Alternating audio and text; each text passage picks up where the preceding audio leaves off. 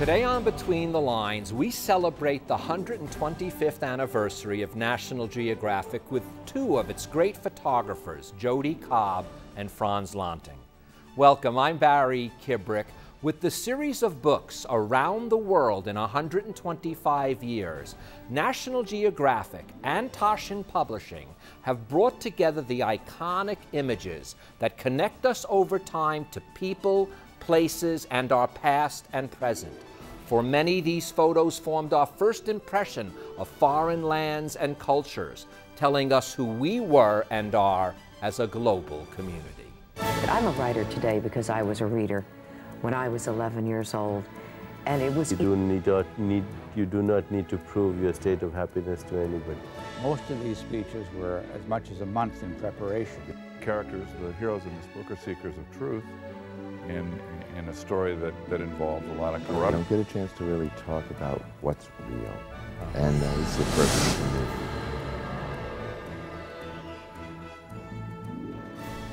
Frans, Jodi, what a true honor and pleasure to have you both on here with this most gorgeous book by Benedict Taschen and National Geographic, 125 years. Welcome to the show. It's great to be here. Thank you so much for having us. It's my pleasure. Guys, you know, the one thing about National Geographic is we're all used to seeing the pictures come in our magazines, but Benedict Taschen has done something here that is as miraculous as some of the photographs. He has brought these photographs, which already were in the realm of art, but into another level, and a large-scale photos in a book form that you never could truly appreciate in a little magazine. When you see your work blown up and designed in that manner, that must add another layer of satisfaction to the work, the hard work, the hours you've spent doing this. I'd love your take, both of your take on his work here. Well, what Benedict did was go through the archives of National Geographic and with his own unique perspective, pull images that had never left the archives as far as I know. I thought I knew the archives well from having been associated with the Society for so long. But just page after page, I would say, I've never seen that image before. And he put them, he released them from their original context and put them in a new context. And it's really quite phenomenal. So I wrote him a note afterwards complimenting him on that, because he's done something for the National Geographic that the Society, has not been able to do with its own publications, by making it more luxurious and giving people a chance to go through continents and periods in a way that I think really is a wonderful tribute to the Society as well as to book publishing, because it's a spectacular series of books. Yeah. And I know for myself, I take the photographs for a very specific purpose, to illustrate a very specific story or idea or concept. And to see them pulled out of that original context and then put in with these other incredible photographs by the colleagues, contemporaries, and the giants who came before me, it's beautiful. It's just really great. And it's so intelligent. It's so intelligently edited and presented that it just takes it into a whole new world. In the beginning of the books, Douglas Brinkley writes a little something, and I just want to throw them out. He opens it up with these words, "Eyes to the world." And that is what both of you, as two of the photographers featured in here, and so many wonderful other photographers, that's what you give us. You give us the eyes to a world we've never seen before. That is somewhat of a responsibility, isn't it? Absolutely, yes. It's an honor also as well to be able to go into these worlds that most people will never see and sort of interpret them. I consider myself an interpreter of these worlds, to show them to the people who will never get there in a million years. And I actually thought I would never get there in a million years either. Well, I get that sense when I look at these photographs that you as explorers enjoy it as much as you're participating in it. And Frans, in fact, Thomas Kennedy, one of the former photography directors at National Geographic, he says, "You have the mind of a scientist, the heart of a hunter, and the eyes of a poet." What an interesting phrase. And I don't want you to have to feel you have to say, yes, I actually do, but am I right? I know that'll put you on the spot. But tell me a little bit about that, because that is so beautifully phrased. And when I was looking at your photographs, you could see that you have to have those qualities. Indeed, and it's a very interesting characterization by Tom.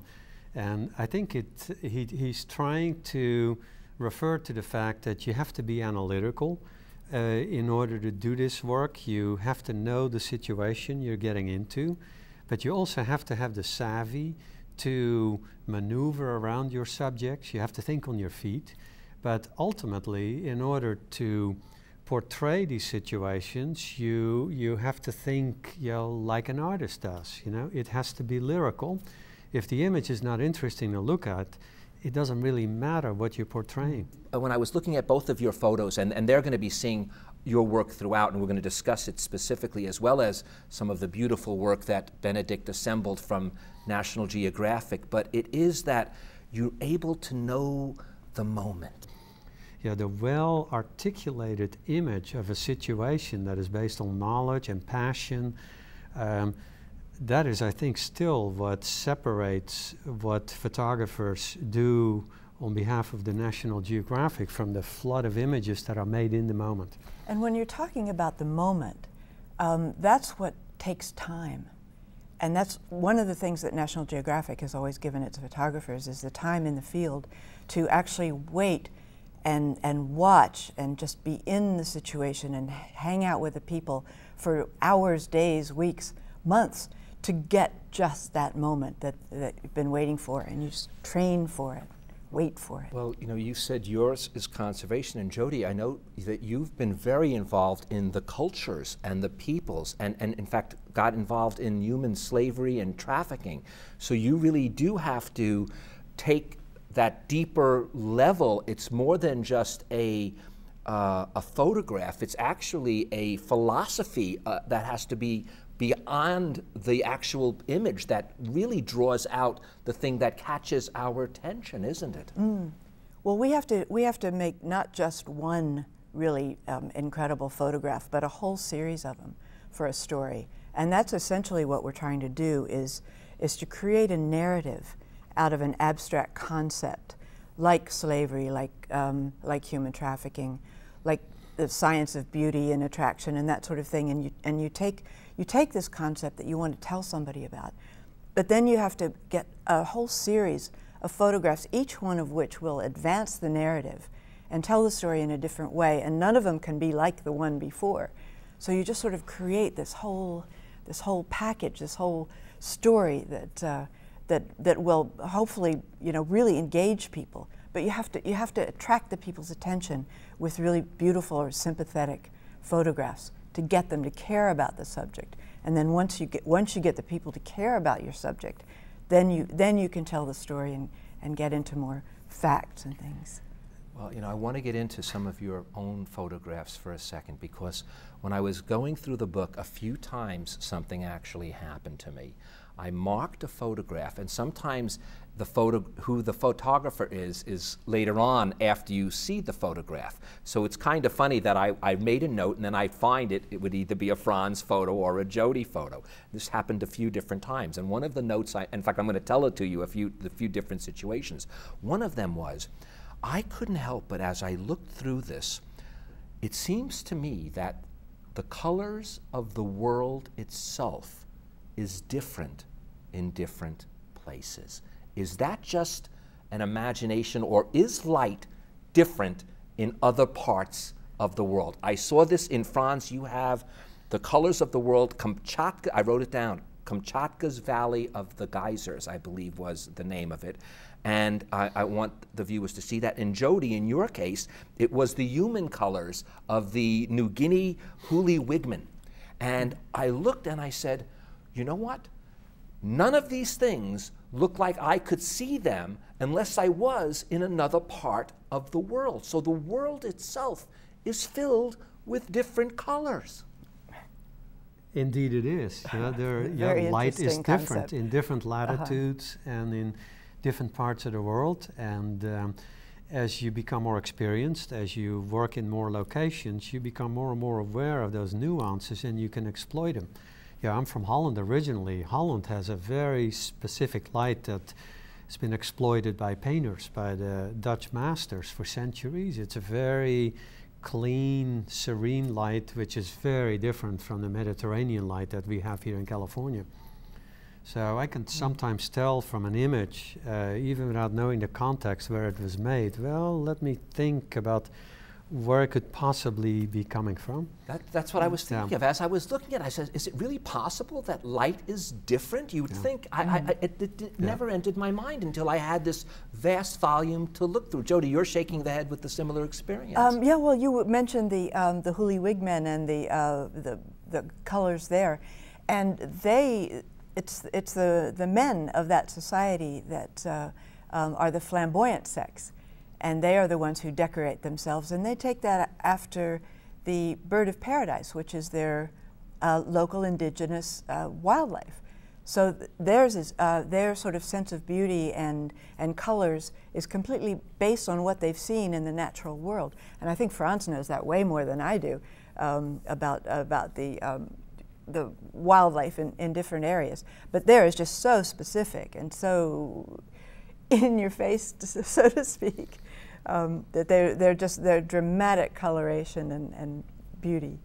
Another time that happened to me with the book, I wrote this down. I wrote dreamlike oddities, just as I was flipping through the pages. And then, sure enough, again, I know this sounds funny, but within a few pages, I came across two photos I want to talk to you about. One, and again, you'll see the difference between the human and the natural.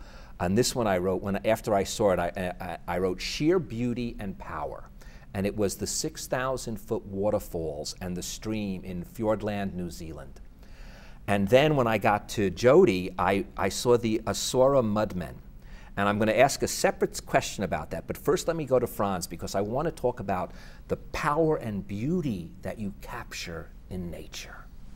Well, I would separate those two, Barry, because what people associate with nature is beauty. But beauty is only skin deep, and my mission has been for decades to reveal the power and the dignity of life in nature, and that is something very different. And the image you're referring to, I don't consider very pretty at all. It's rather raw. That's the power, I think, isn't it? It has power. Yeah. It was made in pouring rain in the South Island of New Zealand, and it was not a very comfortable situation to be in at all. So I wanted to convey that. Beauty is only skin deep. Content and connections, that is at the heart of what we're aspiring to. Now, Jodi, I mentioned the Asura mudmen, and I said I wanted to add something to it beforehand. In the little caption, because I laughed at it, and in the little caption it says, the humor, you do not see it at the time. This is what I'm writing. Even, actually, you wrote, or Benedict Tension or whoever put this, wrote, even ghosts and terrifying spirits deserve an occasional respite, because you see the guy with his mud mask sitting there and resting. And I was curious about the humor. Is it something that you saw and then took the picture, or is it something that you see after you take the picture? Because I couldn't tell almost. It was like, did Jodi go and say, oh, this is funny, I'm going to take the picture? Or is it like, look how interesting this is, I'm going to take the picture, and then look at it and go, oh, it's kind of funny, even these guys need a rest. I was curious about that. Well, I think some things are obviously funny, and some things you're actually laughing when you're taking the picture. But some things, the humor is so subtle afterwards, and sometimes it's just the picture that has created the humor and not the situation itself that's humorous. So the situation there was not humorous at all, in the sense that they're very, very proud of their cultural traditions, and especially with this covering of their body that it's a clay that's made of ash, and they cover their bodies with it, and then they make these ferocious masks to scare their enemies. And I mean, they were cannibals.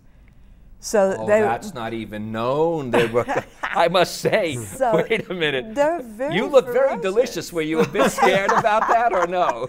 Not in that situation. That was a ceremony and a celebration where all the tribes came together called a Sing Sing.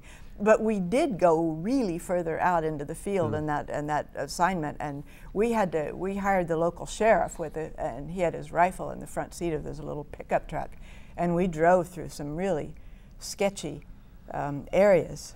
Now, you know, there's a thing called photorealism, and there's also a thing called realist artism, when they paint pictures that look so real. Frans, there's a thing here, it's called the snare penguins, I believe. This is yours. I said, what is a painting doing in the book? Before I again saw that it was a photograph. The colors, and this sounds bizarre because nature is the most powerful, most beautiful thing, yet the colors almost don't seem possible for nature to produce. It almost seems like some even bigger hand has to come in there. It is that awesome. Do you know which picture I'm talking about? Oh, yes, Obviously. I do. It is, and there's another one with the duckbills, I believe, the smaller ducks, the brown ones. I'll get to it when I find it. But they are like almost still life paintings. Well, the image you're referring to, Barry, I saw a black and white photograph of that when I was growing up as a kid in Holland, and it just kind of was etched in my brain for years and years, and I always wanted to go there. And yeah, one day in the course of an assignment on New Zealand, I managed to get out to these really forlorn islands. They're between New Zealand and Antarctica, and there are penguins there, but these are penguins that go through a forest. Very unusual, because we associate penguins with icebergs and what have you. So, you know, my vision was to capture them as they were walking through the forest, a little bit like hobbits in Middle-earth. And I can't believe you said that, because that's what it did look like. As I was looking through, I didn't say hobbits, I'm not big into fantasy, but I said, this looks like Middle-earth. It doesn't look like it's that's what I meant. It doesn't look like it's something that even could exist in nature. Yeah, so I'd scouted the trail that these penguins would take every day from their landing site on the rocks at the beach, all the way to their colony, which is far inland, and I have to walk through this forest with all these gigantic tree ferns. And then I found a spot where I could hide along the trail, and I could be as small as they were. I was in a little hollow, because you don't want to scare these little birds. They're only about yay tall. So I was at eye level, and then I waited for them to come, and they were just doing their little parade, and they came around the corner, and then they saw me, and they stood there, and they started watching me. Said, what is that? Because these birds had never seen a human being in their lives. People are not allowed on those islands. And then more penguins came, and the first ones didn't want to move on because they were so intrigued by me, and it became a traffic jam there. And at the end, the birds from lining up when you see it. The birds from the rear started pushing the ones in front of. Hurry up! We got to get home. What are you doing here? And then the next ones came by and said, what is that? So if you look back at the image, you'll see all these quizzical expressions on their faces, and that is what cracked me up. As Jodi was referring to, sometimes you end up in situations where, you know, you laugh so hard because of what you see, and then it's a real challenge to keep working instead of putting the camera down, because you almost want to talk to them. Am I correct? Yeah, exactly. So. And then, of course, the lighting, that is where the technical expertise comes in to make it all work together. Now, you know, in National Geographic in particular, oftentimes the iconic photos are the eyes, and everybody says the story is in the eyes. Yet, Jodi, you have a photograph called Henna Hands, and in fact, they're actually covering the eyes of the person. And yet, there is something you see with those hands that are as emotional and as grabbing as any photograph, a portrait or painting you could imagine. Interesting concept. It was yours. It was for a story on the women of Saudi Arabia. And for me to try to show that women in Saudi Arabia are often just shadows.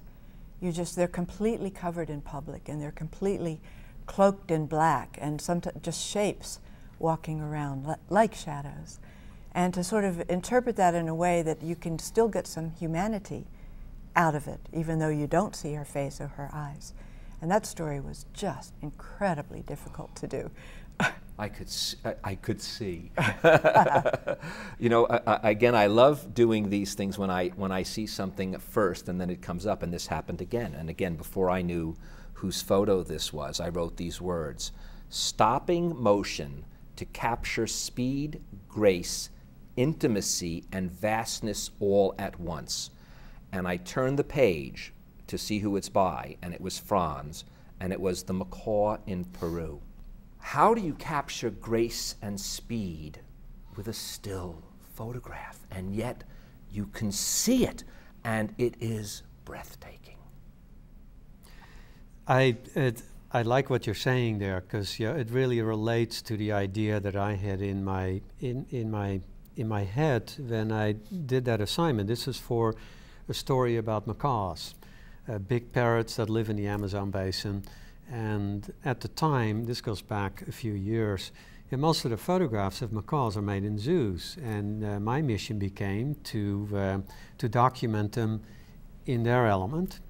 Now, that posed some problems because these birds live in the treetops, and if you stand on the forest floor, you're looking up at them, and that is not the most intimate perspective. So I ended up commissioning a 100-foot tall scaffold in Lima, and we trucked it over the Andes, and then we shipped it by cargo canoe up a tributary of the Amazon, and then we hired most of the inhabitants of an Indian village to walk it piece by piece into a location next to a couple of nest sites, and we built it up. And then my job was to climb to the top of it, to sit on a little platform that's about twice the size of this table. And I spent a couple of weeks there. And that's the starting point for beginning to create images that are lyrical. And you have to forget that you are really scared, because when you're looking down, it's a little bit irresponsible what you're doing to yourself. But to come back to the image, I used a particular photographic technique that involved using fill flash, where you're tracking a bird as it is streaking past you, and the flash kind of creates a freezing of the motion of the macaw, and at the same time, with a slower shutter speed, I can create an illusion of movement. And when you overlay that on top of each other, you get that impression of motion and color, and I hope the kind of grace that comes from seeing this really gorgeous bird kind of come past you. But that was pretty tricky to execute all of that under such extreme circumstances. It's a technique that I pioneered in the early on in my career, and now it's become pretty much part of the vernacular that a lot of photographers are applying. I need to talk about one more picture, at least for sure, and I'm going to be showing so many over it, but there was an impressionistic painting, and it's called Camel Thorn Trees by you, Frans, and I looked at that, and I just said it. I didn't even call it a photograph. I called it an impressionistic painting. There again was no way in my mind that that image could exist that way in nature. When that image was first published, it went viral overnight, and in 48 hours, something like 500,000 people had passed it on to each other. And the comment was indeed, in the tagline that people used was, is this a photograph or is it a painting? And of course it was a photograph. My goal is to try to make people spend a bit more time with an image before they can figure out what is going on. It's all meant to make people think twice and to ponder a situation. And we've developed techniques over the years, so it almost becomes like second nature. On that note, our time is up, and I'm going to end by simply thanking both you, Jodi, you, Frans, and Benedict, for creating such a masterful piece of work. Thank you both so very much, and please thank Benedict from me as well. Our pleasure. Absolutely, thank you. And thank you all for joining us. Now, before Jodi and Frans leaves, I'd like to leave you with these words from National Geographic's Around the World in 125 years. The timeless story of wonder, discovery, and change goes on. It is the story of our evolution and development, as told by all these remarkable National Geographic photographers. It is a story we will never tire of hearing. I'm Barry Kibrick. Between the beginning of our evolution and beyond our development, the never-ending story of wonder and discovery continues. Thank you both so very much.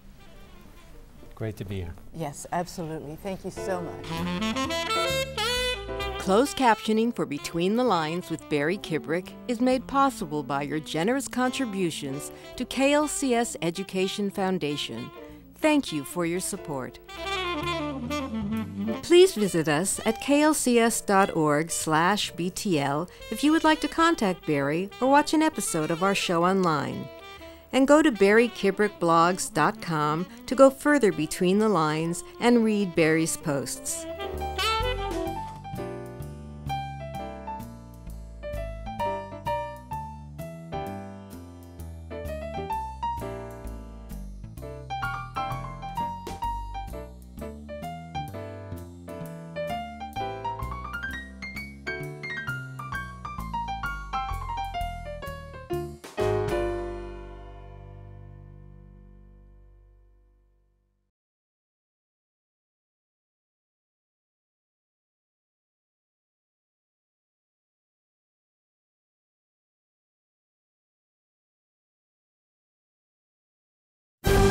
On this episode of Between the Lines, we celebrate the 125th anniversary of National Geographic with two of its great photographers, Jodi Cobb and Frans Lanting.